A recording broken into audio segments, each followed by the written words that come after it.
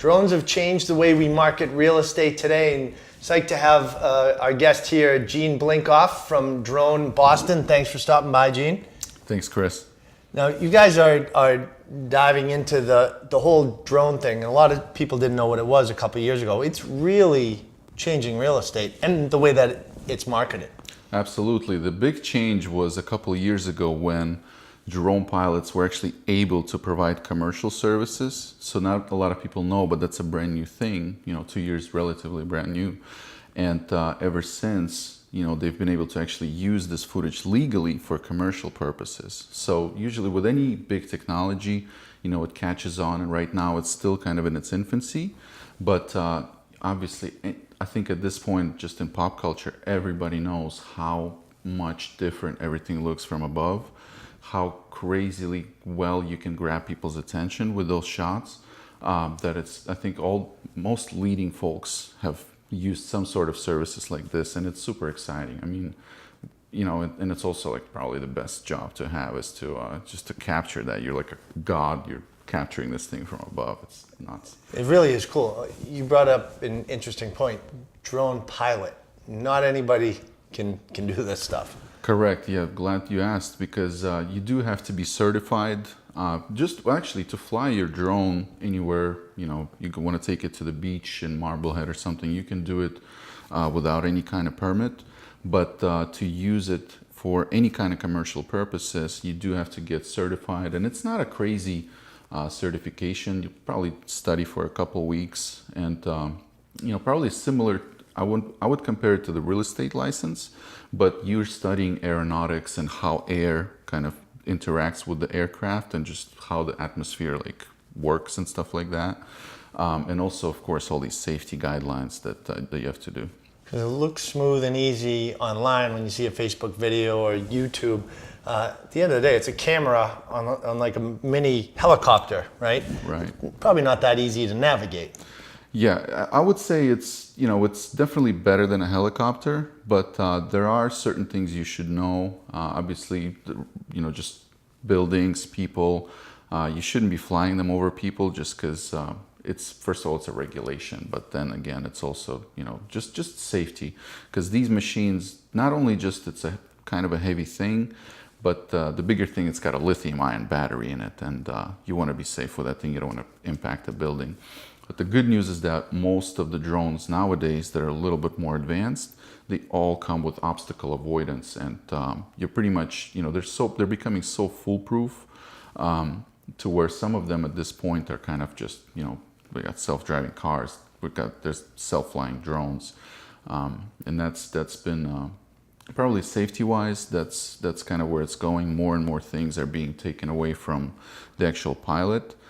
So you kind of just can focus on the creative side, just capturing an amazing shot, or just turning in such a way that kind of just spins the world around the object, and those are some of the fun parts of the game.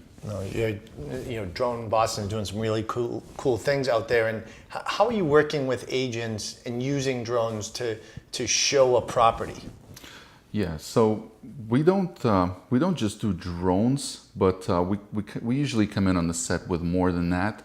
But of course, for everybody on the set, that's the centerpiece of the action, because it's just so cool, like this thing in the neighborhood just going up. But what we do is we come in onto the property after an agent books with us. We usually try to understand, what their general strategy is with their media marketing, if they have a strategy at all, if they're just trying this out. Some folks that we have list every single property with a video that incorporates drones. But once we're at the property, we understand what the neighborhood is like. We do some research prior, and we just understand what are the different things that might look appealing from the air. Obviously, we've already got a trained eye for it, so we capture the property from multiple angles. We do a video, we do photos, and then we also do, if there's anything nearby that property, nearby, or we can, travel out to it as well. The thing that drones made really easy is that it became really easy to navigate to a certain landmark. Let's say there's a beach nearby, that anybody that's buying the property or that's renting there should know about. So with drones, it became really cost effective because a lot of this comes down to cost. Like what's an agent can an agent afford for these services? Because obviously there's a margin and there's a commission. Sure. And you want to eat into that too much. But with drones, what became super easy is for us to drive down a minute down the highway or whatever and capture that landmark that really comes with that property. Like when you're telling your friends about that home, you'll be like, oh, I live near this, like I live near the beach, or I live near this monument, I live near the square. It became super cost effective. In fact, like it's an upsell for us to do like an extra neighborhood. It's an extra charge, but it's less than $100 to include that. Yeah. And the cool thing is that once we've captured it, that's in your library. Like you don't ever have to pay for us to capture that again.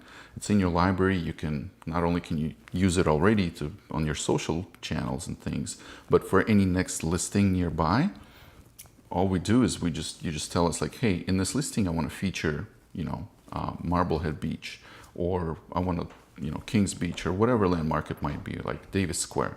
And then we're like, okay, so we plug that in, and that doesn't cost anything extra. So you're really building out your own content library in a way of the reality around the market that you're serving. It's really cool. It really changes the game because a lot of people think it's just about showing the internal pics of the home or specific features of the home. You guys are capturing what it's like to live in that neighborhood and what the vibe and feel is, which really separates that agent from the rest. Now, you guys get this cool video. What I like about Drone Boston and what you're doing is that you're helping your agents maximize their investment on social media outlets and really what they can do with that piece that you give them. Exactly, yeah. And that was a demand. We really responded. It wasn't our even invention. We responded to the needs of the agents. Because in the early days, a couple of years back, we would deliver the video to the folks, and then we're all excited because like, hey, we want our clients to become leaders in their marketplace with this thing. Nobody else is using this, but then we would check their views and check their social profiles and like not see any action because they don't really know how to like distribute that content. And that because that's a big piece. That's not that's not to be underestimated. Like you get a video art, now what do you do with it? So we actually learned everything about driving traffic to your listings. We have a separate digital marketing arm just for those services. And I'll share a few things that are really good that I think are really useful for the agents in the audience. Obviously, awesome. You share it on the MLS. Not everybody knows this actually, but MLS has a little virtual tour link, and it only works when the listing is live. So that's where you would place your video. Not a lot of people utilize that. Right, it's crazy. Yeah. No brainer. Yeah, and the thing is, the MLS video, I'm just going to save people a lot of headache right now, probably hours, is that if you are experimenting with video for the first time and you're doing an MLS compatible video, you can't have any branding in it. You can't, if you're doing a voiceover, you can't, you have to be careful of what you say. You can't like, you can describe the property, but you can't be like marketing and selling your services and stuff. You can't even mention your real estate agency name. Sometimes we have like a URL for the property in the video. They used to reject, like they reject that. We don't put it there anymore. So that's one, is the MLS. Next, we actually create a specific version, and this is like no extra cost because we just know that this is essential. We create a few extra versions of the video. One of them is YouTube friendly. So we create a really nice thumbnail. We tell you what you should use for the headline, because those are headline and thumbnail on YouTube are huge. Makes a difference. Yeah, and kind of just how to do your YouTube SEO. Your YouTube search engine optimization, like what to include, how to make sure that you're tagging things. Then we create an Instagram version, which is square, and that you can have your branding in it already, of course. And the reason why it's square is because most videos are, they're rectangle. It's like a 16:9. But when you do a square, you can use the top and bottom real estate of the actual screen Sure. for your branding or to include an extra message there and things like that. So, and then we also do an Instagram story output. So that's the upright format. We include that as well. So you're getting all of these outputs from every single listing. And then of course, we share a little guide with you on how to actually drive more traffic. So for example, in your Instagram stories, if you tag your story with a hashtag sticker, it sounds really technical, right? Stickers, hashtags, but that's the world we live in now. But that will drive extra traffic of people that are viewing just a general Boston story. Let's say we do hashtag Boston in our Instagram story, and it's a property that's in Boston. You're gonna see, couple hundred views from people that you've never experienced before. You're gonna see it on your story. And because the story that we're producing has your branding, you're now planting seeds about your real estate agency, about your business to people that would never find out about you otherwise. Similar thing on Instagram. If you hashtag with things like Boston living, right?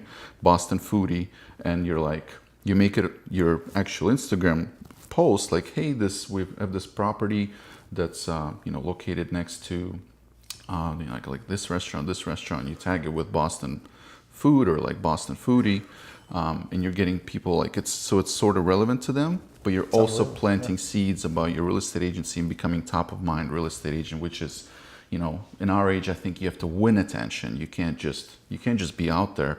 You also have to earn the attention because of all the competition, all the content that's being thrown at us. There's a lot of noise. And people just are getting kind of tuned out because they're so used to seeing it. That stuff makes a difference. Nobody's doing that. No, it really makes a difference. I mean, that's a lot of awesome information. I would learn more. Check out Gene's website. It's droneboston.us, on Instagram, droneboston. Gene, come back. Let's share some more tips. It was a pleasure having you. Super. Thank you so much. Nice meeting you. Thanks, Remember, Chris. we have more tips just like this right here on boston.com.